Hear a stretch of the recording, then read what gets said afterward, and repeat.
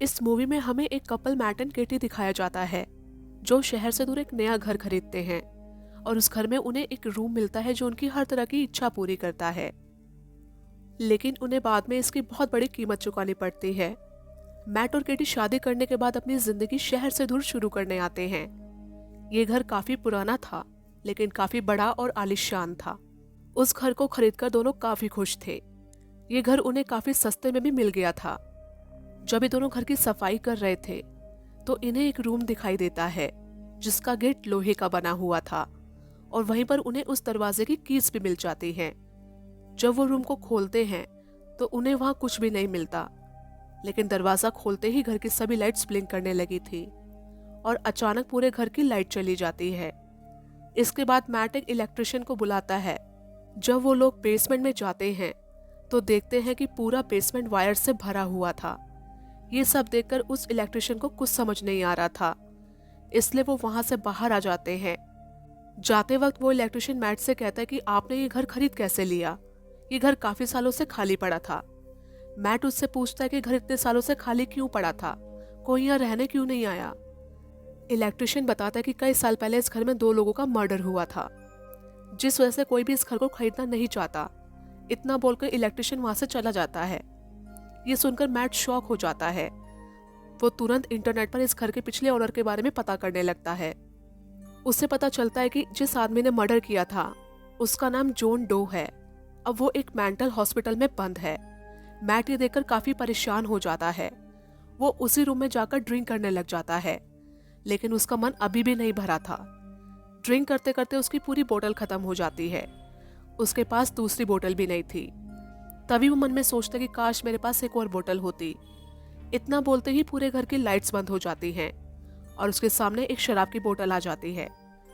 ये देखकर मैट डर जाता है कि ये कैसे हुआ। तभी केटी मैट को ढूंढते हुए उसी रूम तक आ जाती है। वो देखती है कि मैट के आसपास काफी कीमती पेंटिंग्स पड़ी हुई थी। ये सब देखकर केटी काफी हैरान थी। वो मैट से पूछती है कि ये सब कहां से आया। मैट उसके सवालों का कोई जवाब नहीं देता। वो उससे बोलता है कि जल्दी से कोई एक विश मांगो। केटी को लगता है कि मैट उससे मजाक कर रहा है।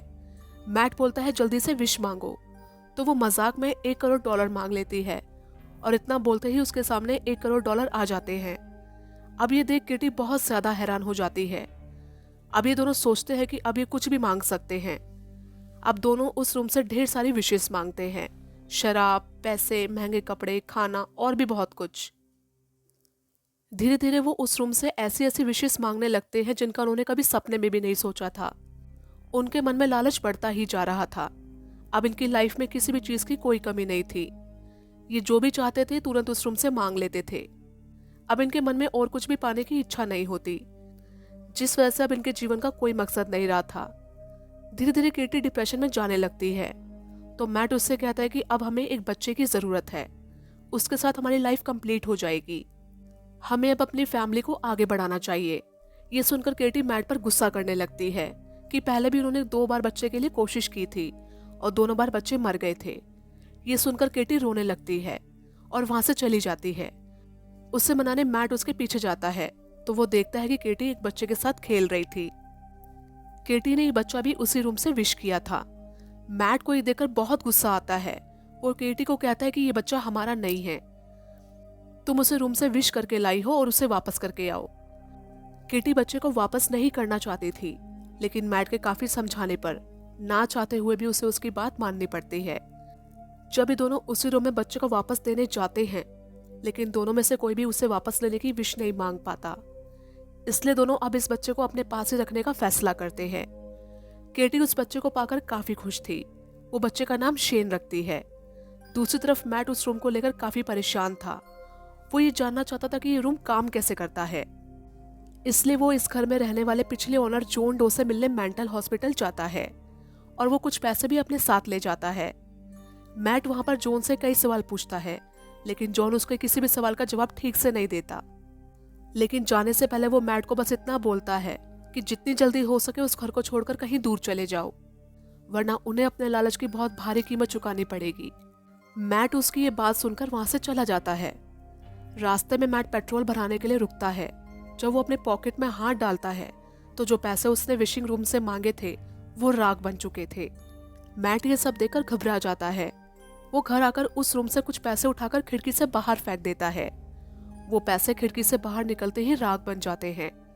अब वो एक पेंटिंग उठाकर घर के बाहर रखता है तो वो पेंटिंग भी राख बन गई थी। ये देखकर मैट काफी ज्यादा शॉक हो जाता है। इसके पीछे का रीजन जानने के लिए मैट अब उस घर की सारी दीवारें तोड़ने लगता है और देखता है कि इस घर में सिर्फ तारे ही तारे बिछी हुई थी। अब थोड़ी देर बाद मैट देखता है कि केटी उस बच्चे को लेकर बाहर जा रही होती है। मैट उसे बच्चे को बाहर ले जाने से रोकता है क्योंकि उसे डर था कि कहीं ये बच्चा भी राख ना बन जाए। लेकिन केटी उसकी बात नहीं मानती और शेन को बाहर ले जाती है। बाहर जाते ही शेन रोने लगता है और उसका शरीर जलने लगता है। ये देख केटी काफी डर जाती है और मैट को पुकारने लगती है। मैट तुरंत केटी के पास जाता है और शेन को उठाकर घर के अंदर ले जाने लगता है। अंदर जाकर केटी देखती है कि शेन अब पहले से ज्यादा बड़ा हो चुका था। मैट केटी को बताता है कि यह घर एक प्रिंटर की तरह है। इसकी दी हुई चीजें सिर्फ घर के अंदर ही रहनी चाहिए, बाहर जाते ही वो राख में बदल जाएगी। ये सुनकर केटी शेन के लिए काफी परेशान हो जाती है। वो घर की खिड़कियां दरवाजे पूरी तरह से बंद कर देती है ताकि शेन कभी भी घर से बाहर ना निकल पाए। शेन हमेशा केटी से बाहर जाने की जिद किया करता था, लेकिन केटी उसे इस बात से डराया करती थी कि बाहर बहुत ही खतरनाक जर्म्स हैं, वो तुम्हें पकड़ लेंगे। ऐसे ही नॉर्मल तरीके से दिन बीतते रहते हैं। एक दिन मैट और केटी देखते हैं कि शेन उस रूम में बैठा खेल रहा था। उसे उस रूम की पावर का भी पता चल चुका था। मैट ये देखकर शेन को बहुत ज्यादा डांट देता है कि तुम दोबारा इस रूम के आसपास भी नहीं आओगे। ये देख केटी मैट पर बहुत ज्यादा गुस्सा करती है। वो मैट को कहती है कि वो बस एक बच्चा है, तुम उसे ऐसे डांट नहीं सकते। तभी फोन की रिंग बजती है। शेन उस फोन को उठा लेता है। वो फोन जॉन डो का था। शेन की आवाज सुनकर जॉन मुस्कुराने लगता है। तभी मैट उसे फोन ले लेता है। जॉन मैट से बोलता है कि आखिर तुमने वो गलती कर ही दी जो तुम्हें नहीं करनी चाहिए थी। मैट जॉन से पूछता है कि शेन की उम्र बहुत तेजी से बढ़ रही है, इसकी उम्र बढ़ने से रोकने के लिए क्या करना होगा। जॉन उससे बोलता है कि जिसने इस बच्चे को उस विशिंग रूम से मांगा था उसे मरना पड़ेगा, फिर ये बच्चा अपने आगे की जिंदगी नॉर्मल लोगों की तरह जी पाएगा। मैट उससे पूछता है कि तुम्हें ये सब कैसे पता। जॉन उसे बोलता है कि मैं भी उसी रूम से मांगा हुआ एक बच्चा था और उसे जिंदा रखने के लिए पहले उसकी माँ ने उसके बाप को गोली मार दी और फिर खुद को गोली मार ली, जिस वजह से अब वो घर के बाहर भी जिंदा रह पा रहा है। दूसरी तरफ उनकी ये बातें केटी भी सुन रही थी और वो शेन को जिंदा रखने के लिए खुद को मारने का फैसला करती है, लेकिन वो ऐसा नहीं कर पाती और घर वापस आ जाती है। इसके बाद मैट और केटी दोनों इंटीमेट हो रहे थे और शेन छुपकर इन दोनों को देख रहा था। शेन को मैट और केटी का नजदीक आना बिल्कुल भी पसंद नहीं था। अगले दिन शेन घर का दरवाजा खोलकर बाहर चला जाता है। तभी दोनों घर के नीचे आकर देखते हैं तो शेन अब पहले से ज्यादा बड़ा हो चुका था। शेन के पास मैट की गन होती है और वो मैट को शूट करने ही वाला होता है कि तभी केटी शेन को शांत करती है। मौका देख मैट शेन के हाथों से गन छीनने की कोशिश करता है और दोनों में लड़ाई होने लगती है। दोनों को अलग करने के चक्कर में केटी के सर पर चोट लग जाती है और वो बेहोश हो जाती है। कुछ देर बाद जब केटी को होश आता है तो वो मैट को अपने सामने बैठा हुआ पाती है। केटी उससे पूछती है कि शेन कहाँ है। मैट बताता है कि लड़ाई करते वक्त मेरे हाथ से गोली चल गई थी और शेन मारा गया, इसलिए मैंने उसकी बॉडी को घर के बाहर रख दिया और वो राख बन गई।